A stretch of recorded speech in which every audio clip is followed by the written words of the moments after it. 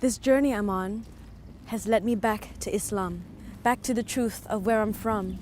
It doesn't matter if it took so long for me to realize my true purpose in this life is to completely submit to the Almighty, to be in His mercy, and to truly be free. This journey I'm on has also led me back to the Quran, to following the footsteps of our beloved Prophet Muhammad sallallahu alaihi wasallam. If I knew what I know today, I would have picked up the kitab immediately. But as a kid, I didn't know any better. I just thought it was another textbook and left it in the shelf and acted like it didn't matter.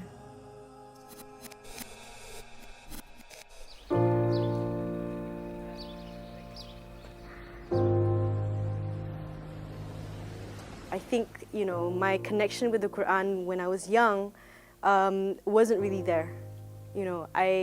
I did a lot of other things which I thought was more fun, a lot more important. And really, I just thought it was another textbook, like, history book, geography book, And as a young kid, I was like, I was kind of like, not say dreading, but when I know I had to go for class agama or Quran class, I'd be like, okay. So, that relationship wasn't there in the beginning. And I think, it kind of like that understanding of it kind of followed throughout my childhood, my early adult stage, and only much later on did I realize that, hey, it is one of the most important things in our life.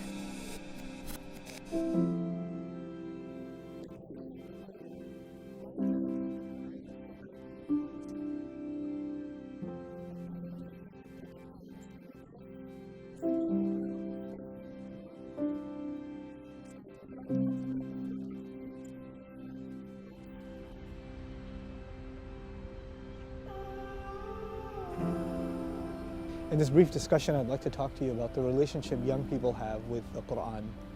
And I'm going to start with myself. I'm going to start with what I felt about the Quran for a long time before I turned back to this book. And I think as I've gone through thousands of emails and countless conversations with young people all over the world, I discovered that the things that I felt are actually the same things they feel. There are 4 impressions that young people, and I'll start with myself, that I used to have. I used to have 4 thoughts about the Quran. The first of them was, every time I hear about the Quran, people are always talking about ancient times and things that happened a long, long time ago, and great people that lived then and only terrible people live now. Nothing good is happening now. Anything that good had to happen already happened a long time ago. So if you ever want to if you ever want to do justice to this book, you have to pretend that you're living 1,000 years ago or something. Okay, that was the first impression I had.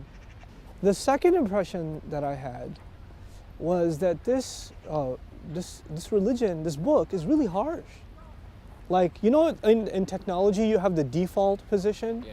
The default position is Allah is angry. Okay, that's the default position. Chances are He's angry with you. Okay, and no matter what you do, you're probably doing something wrong. And chances are He's angry, and chances are what you're doing is haram. Because the default position is He's angry and you're doing haram, okay? And that impression then gets worse over time, and you get to the point where you start thinking that the religion itself and the Quran and its teachings are unfair. They're just not fair. Like, why does a person have to go to hell forever? They didn't do crimes forever. Why do they have to go to hellfire forever? Or how come the Quran talks about the testimony of one man is equal to the testimony of 2 women? Why are men twice as worth women? That's not fair. And these kinds of questions, So it's harsh and unfair. That's like the second impression I used to have of the Quran.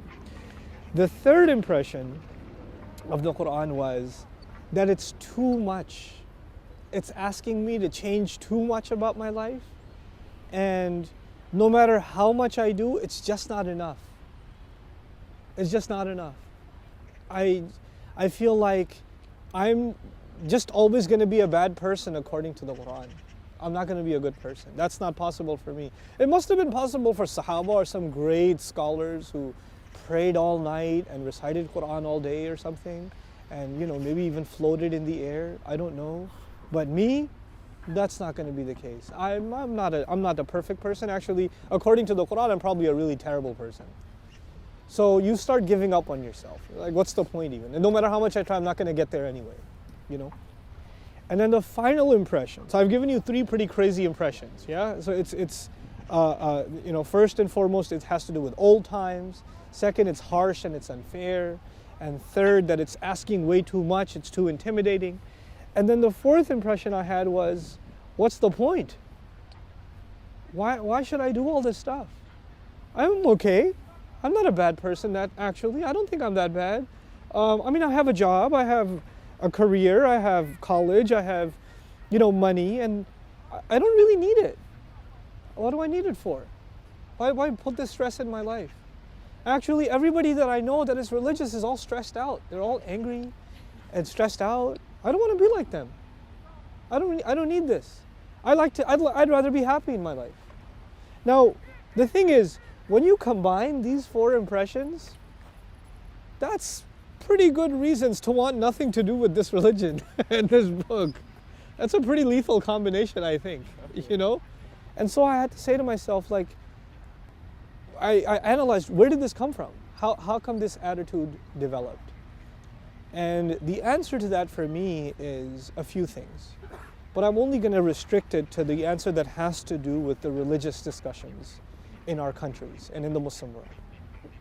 Basically, you have people that talk about the religion in a very harsh way. They seem to represent the religion, but actually when you explore, they only represent their own bias. They actually even present the book of Allah and the Sunnah of the Prophet ﷺ in very unfair ways. You know, I'll give you an example, okay? So just so you know what I'm talking about. You know, we're too obsessed with this is halal and this is haram, instead of this is what makes the book of Allah beautiful.